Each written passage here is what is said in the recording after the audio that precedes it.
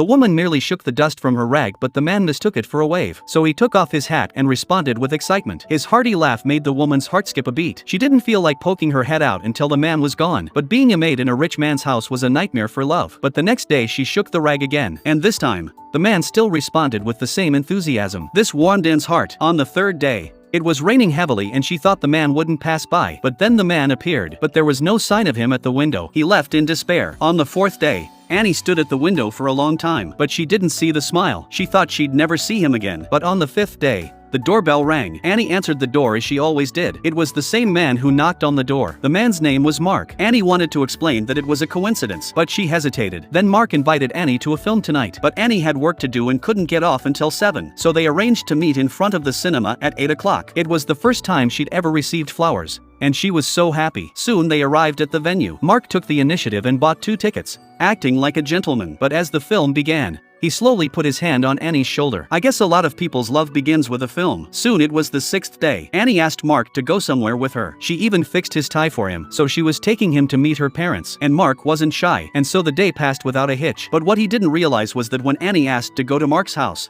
she was refused. He refused because he was too poor, and the streets were dirty. Annie didn't take it personally and made a bold decision. The next day she resigned. She was going to marry Mark. The noblewoman had a disdain for love, but when she saw Anne and Mark in love, the word jealousy was written all over her face. Then they went to a new neighborhood. The house they had bought in installments over 30 years was their wedding home. But after seeing it, they realized it was worth it. The house is very spacious with huge floor-to-ceiling windows. In the bathroom, there was a bathtub and a toilet with a manual flush. But in Annie's mind, she had already planned a children's room, and there was a garden at the back of the house. The two of them hugged happily and looked forward to a better life. By the 8th day, they were ready to get married. For the rest of the day, Mark worked hard outside and kept the house in good order. They lived a quiet and sweet life. But one